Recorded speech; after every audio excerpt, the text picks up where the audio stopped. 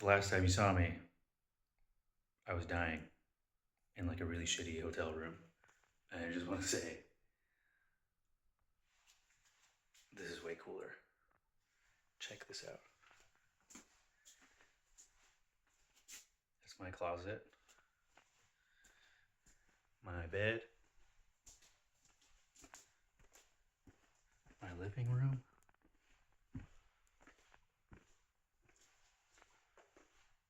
conference room.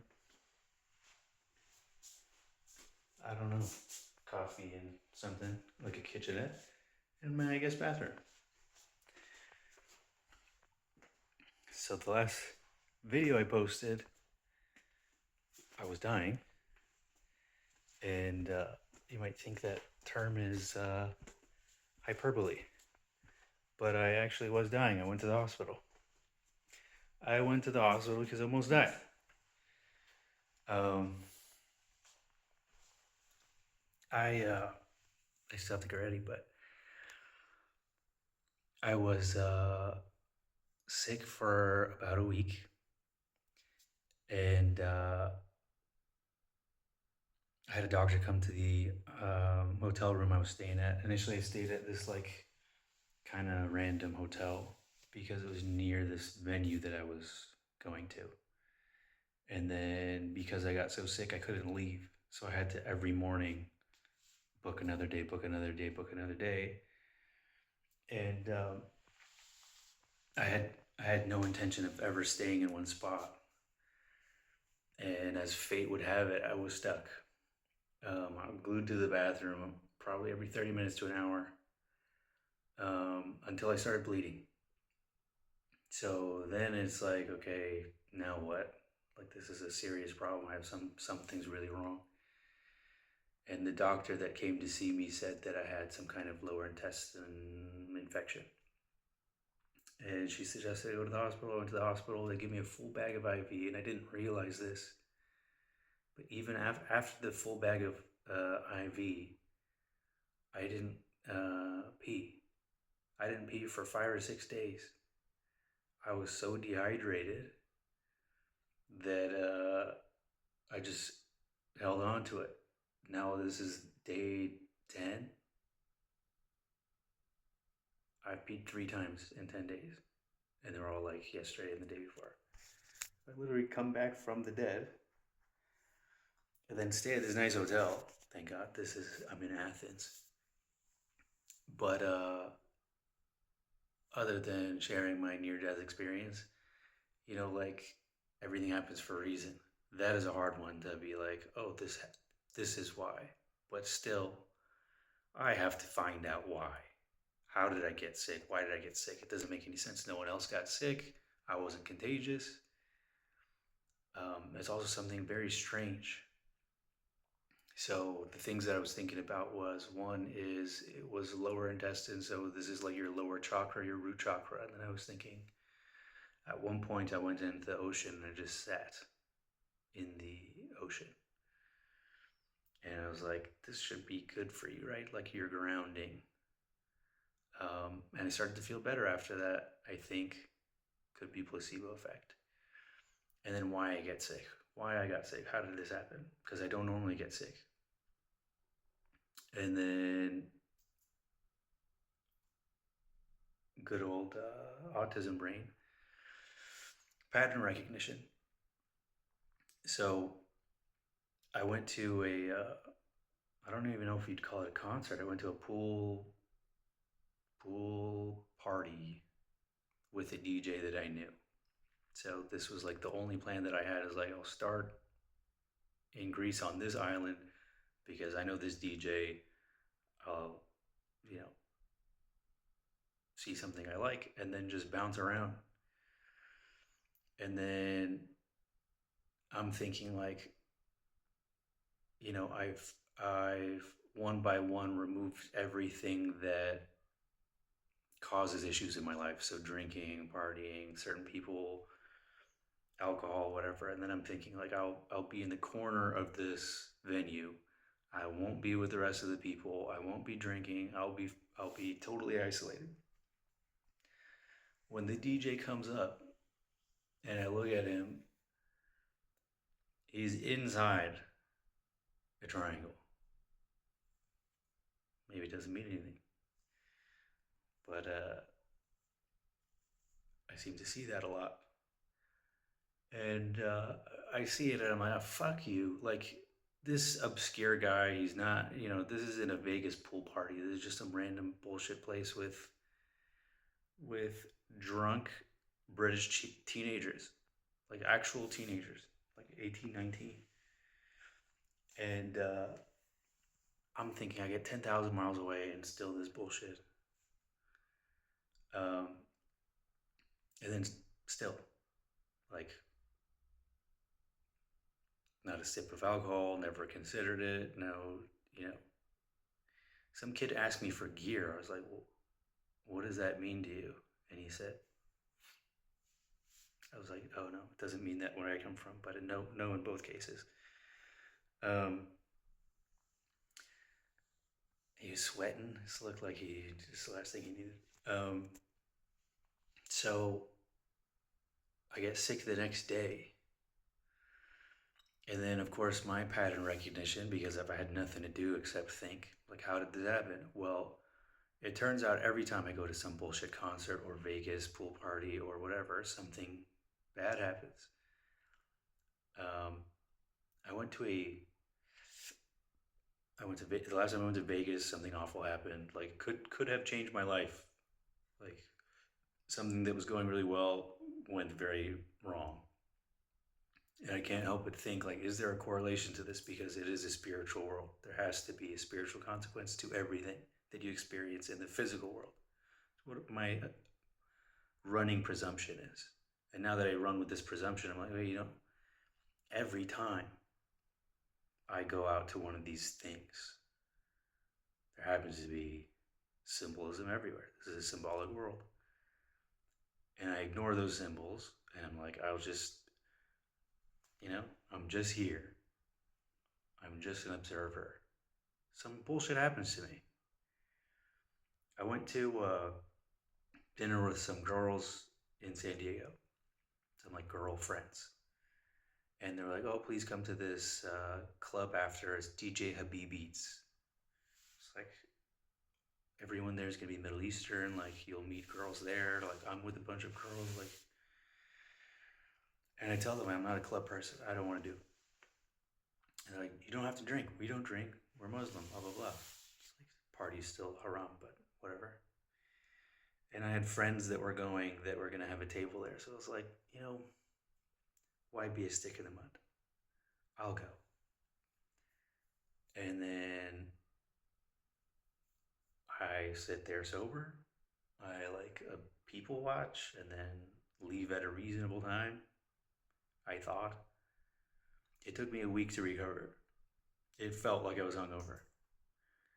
And you could say, oh, you're getting old or whatever, but like I could stay up till midnight, 2 a.m., still wake up when the sun comes up and have full energy. But this was like, I felt drained.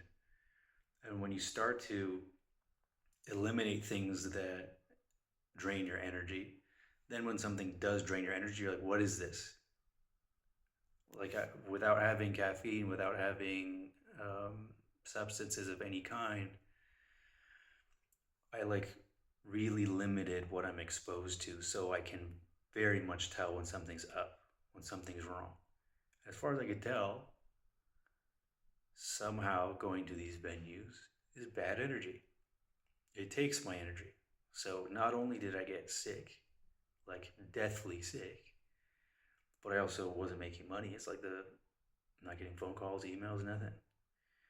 And I always measure my spiritual energy, like my mana bar, based on how easy life is going. So when life is not going well, I'm like, what did I do?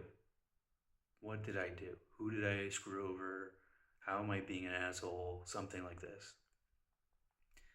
And the only thing that I can see is that I went to a venue that,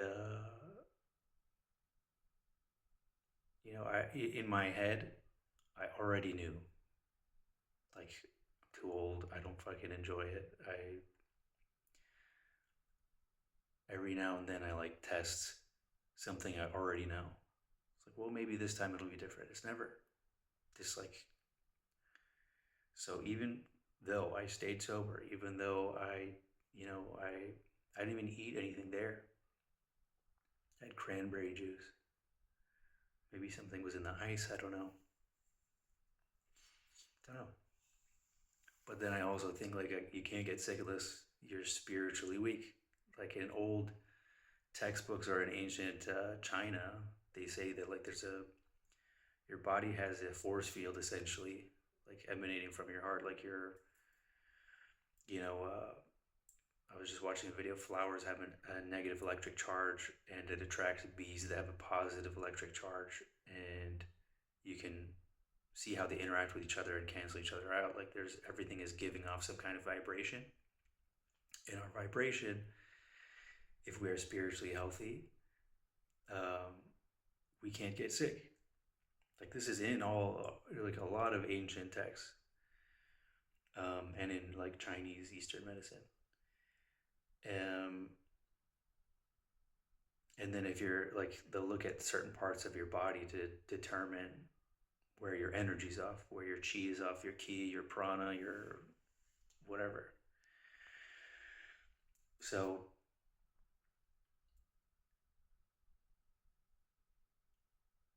the spiritual lesson of this whole trip is like, you know, the places where there are bad elements bring bad energy, period. I have no doubt. You can ignore it and maybe we're on different paths and it won't affect you the same way, but I can't deny it. Like I was within an inch of my life shitting myself to death. Like that was torture. What actually, the doctor was giving me antibiotics, and I could tell like every time I ate something, it would irritate my system. So I was like, you know what, the antibiotics aren't doing shit. So I just stopped everything. I know you're not supposed to do that. I just stopped eating. So for 4 days, I think the only thing I had was a banana, like the first of the 4 days, and I just 4 or 5 maybe, and then just starved it out. And I shrank a lot, and I was hungry. Um, but it's all right now. Like fixed it. Um, I don't know what it was. I really hope that's not something that's going around, because there's not many sicknesses that like really like are scary. But like once I started shitting blood, I was like, oh, there's blood coming from inside me, and now this is a problem. So the other thing is, thank God for good friends, because my friend called a doctor to come to the hospital room because I couldn't leave. Took me to the hospital, got me soup, or not, there wasn't any soup actually, but like 7-Up. And then if I wanted some food, she got me food. Kept me alive. Like, what a good friend. And it's funny, like, anytime I fall in love, someone's like, you need to get rid of this bitch. Like, do you have any idea what this person has done for me as a friend? And like, you still have to prove yourself. You don't necessarily belong here, but this person earned it, kept me alive, not just this trip. So, other thing is, when you go through a dark night of the soul, I was in therapy for a while dealing with like PTSD from really bad toxic relationships, like people lying and abusing and manipulating me. And then at a certain point, I started to see the world very differently. And I asked my therapist about it. And she said, well, I think maybe because when you were little, your parents didn't really, it wasn't like a safe environment. Your parents didn't really tell you what the world's about. So you're kind of figuring it out now. I'm like, okay. I was still like, why now? Okay, if that's the case, why now? And then here's the thing is I went through my dark night of the soul, my hell, before I learned about Jungian psychology. And he outlined exactly what I went through. And it was so vindicating because didn't matter who I talked to, parents, friends, no one knew what the fuck I was talking about.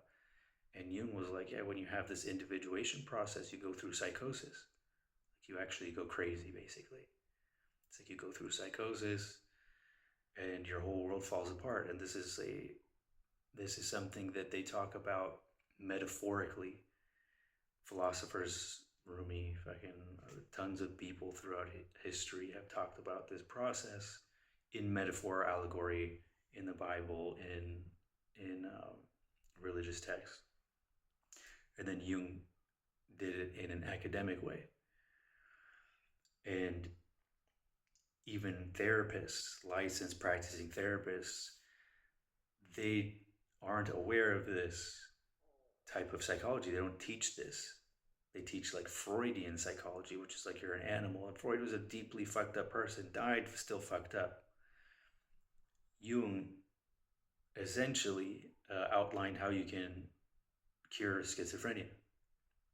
Like when he was talking to his archetypes, it's like talking to different things inside of him. Like this is very high level stuff.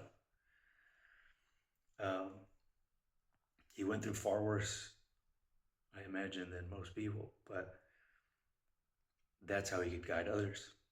And that's, I guess, the purpose of going through it, is so that you can guide others through their dark night of the soul, so that you know, when I went through mine, my friends didn't help me, my family didn't help me. I felt incredibly alone. I felt incredibly confused. I felt like I was in hell.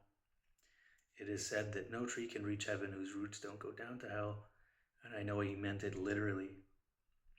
The only friend I had at that time was Amber. Kept me alive then too. Listened to the crazy shit I was saying and doing, and she'd be like, first of all, stop emailing people. You need to calm down. Really, like, was a godsend. That's, I have no doubt God sent this person in my life when I needed them. And then every time I fall in love, I'm like, well, I don't really need this friend now. She'll understand. And it's not like, you know, we don't live on the same continent. We talk maybe once every 3 months. And it's like, hey, how are you? And then a week later get a response. There's no like actual threat. But someone who wants me to cut out such an important person in my life doesn't belong in my life. And I know that type of person doesn't belong in my life, but this is why I'm where I'm at instead of where I want to be, is because I let my boundaries loose and then let someone who's lost lead me, instead of being like, you know, men and women can be friends.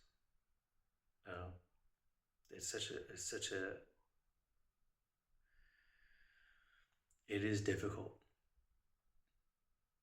Like I've experienced it where that many times where the boundary gets crossed and it gets weird or whatever, but you know when you meet someone if there's a romantic interest or not. And if that isn't there initially, it's not something that, you know, after years of knowing someone, unless you become desperate, you know, you don't really revisit it. And to me, I have a sister, so there's certain people who you never consider an option. It's like this relationship is brother sister.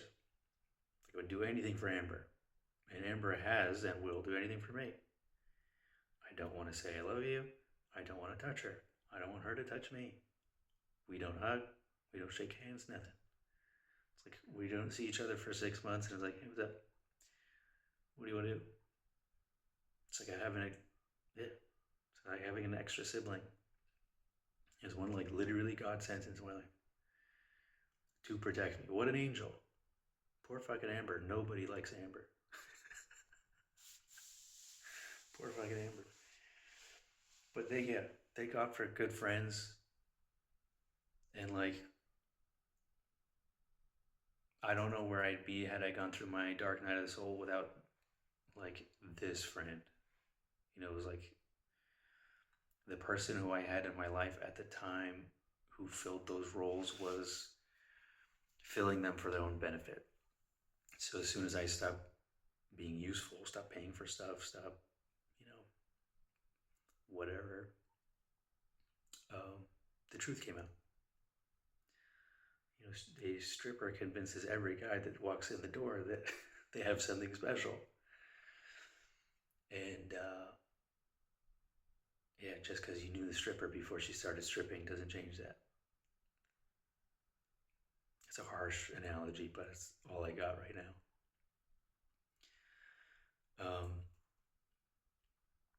Anyways, I got to pack and get ready and stuff. I got a little sunburned.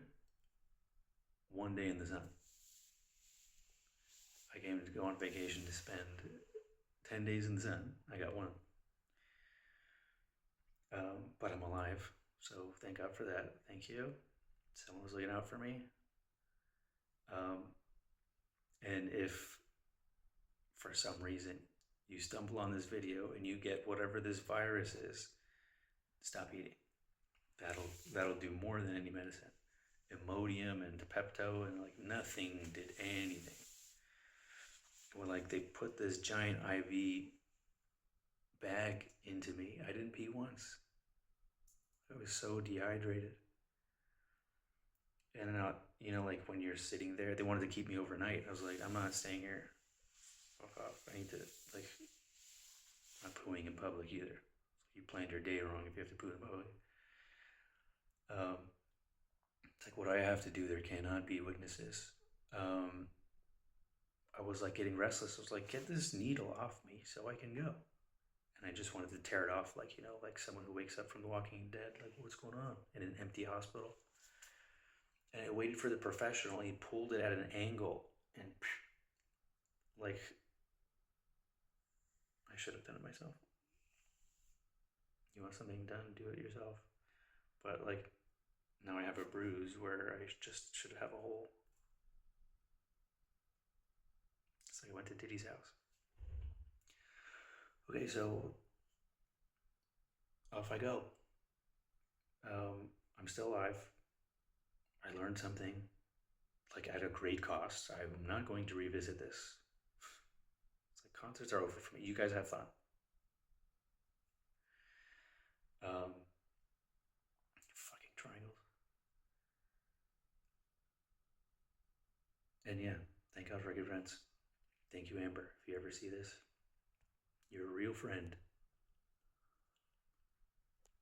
All right, see ya.